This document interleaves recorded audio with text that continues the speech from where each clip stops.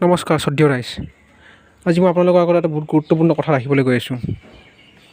আমি সকলোৱে জানো যে অসমত বিদেশী সমস্যা কিবা দশক ধৰি পেলাই চলি আছে। তে আজি মই চৰকাৰক এইটো দাবী জনাব গৈছোঁ যে অসমৰ পৰা বিদেশী সমস্যা অতি শীঘ্ৰে সমাধান কৰক। চৰকাৰক পোনপটীয়াভাৱে এইটো দাবী মই ক'বলৈ বিচাৰিছোঁ যে অসমৰ বিদেশী সমস্যা সমাধান কৰক। কাৰণ অসমৰ বিদেশী সমস্যা সমাধান কৰাটো বহুত গুৰুত্বপূৰ্ণ হৈ পৰিছে বৰ্তমান। আৰু যদি অসমৰ বিদেশী সমস্যা সমাধান কৰা নহয়, যিদৰে এটা সময়ত যোনটো একাংশ বুদ্ধিজীৱী বা সচেতন লোকে কৈ আছে যে অসমত অসমীয়া সংখ্যালঘু হৈ যাব বুলি, সেইটো হয়তো সঁচাও হৈ যাব পাৰে যদি অসমৰ বিদেশী সমস্যা সমাধান নহয়। যিদৰে একাংশ লোকে কৈ আছে, একাংশ সচেতন লোকে কৈ থাকে মাজে সময়ে যে অসম এটা সময়ত ত্ৰিপুৰা হৈ যাব, সেই কথাটো হয়তো সঁচাও হৈ যাব পাৰে আজি বা কেইটামান বছৰ পাছত। সেইকাৰণে মই এইটো চৰকাৰক কৈছোঁ যে অতি শীঘ্ৰে অসমৰ পৰা বিদেশী সমস্যাটো সমাধান কৰক। ঠিক আৰু 2 নম্বৰতে মই আৰু এটা দাবী মই কৰিব গৈছোঁ চৰকাৰক, সেইটো হৈছে যে যোনটো অসম চুক্তি আছে, অসম চুক্তিখন সম্পূৰ্ণভাৱে কাৰ্যকৰী কৰক।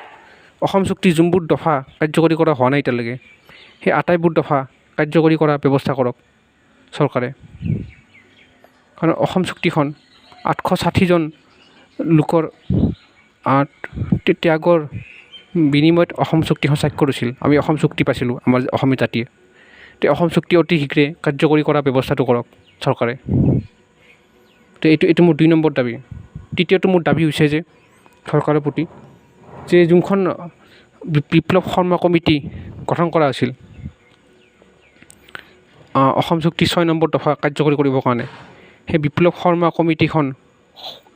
কমিটিখনৰ যোনটো পাছত যোনটো প্ৰতিবেদন দিছিল, যোনটো সাধাৰণতে আমি বিপ্লৱ শৰ্মা কমিটিৰ প্ৰতিবেদন বুলি শুনা পাই থাকোঁ, বাতৰি কাগজতে পঢ়িবলৈ পাওঁ। সেই বিপ্লৱ শৰ্মা কমিটিৰ প্ৰতিবেদন যোনটো ৰিপৰ্ট দিছিল তেওঁলোকে, আৰু সেই ৰিপৰ্টত তথা সেই প্ৰতিবেদন যি পৰামৰ্শ দিছিল চৰকাৰক, সেই প্ৰতিবেদনখন বিপ্লৱ শৰ্মা কমিটিৰ প্ৰতিবেদনখন সম্পূৰ্ণভাৱে কাৰ্যকৰী কৰাৰ ব্যৱস্থা কৰক। সেই প্ৰতিবেদনখনত যি পৰামৰ্শ দিছিলে, সেই আটাইবোৰ কথাই কাৰ্যকৰী কৰাৰ ব্যৱস্থা কৰক চৰকাৰে। এইটো মোৰ তৃতীয়টো দাবী। বিপ্লৱ শৰ্মা কমিটিৰ আটাইবোৰ প্ৰতিবেদন, আটাইবোৰ কথাই কাৰ্যকৰী কৰক। গোটেই কমিটিৰ প্ৰতিবেদন তথা ৰিপৰ্টটোৱে কাৰ্যকৰী কৰিব লাগে মোৰ মতে চৰকাৰে। এতিয়া আন এটা বিষয়লৈ আহিছোঁ, সেইটো হৈছে যে অসমত ইনাৰ লাইন পাৰ্মিট লাগে। অসমত বা আন ৰাজ্যসমূহৰ নিচিনা কৰি অসমতো ইনাৰ লাইন পাৰ্মিটৰ দৰকাৰ আছে।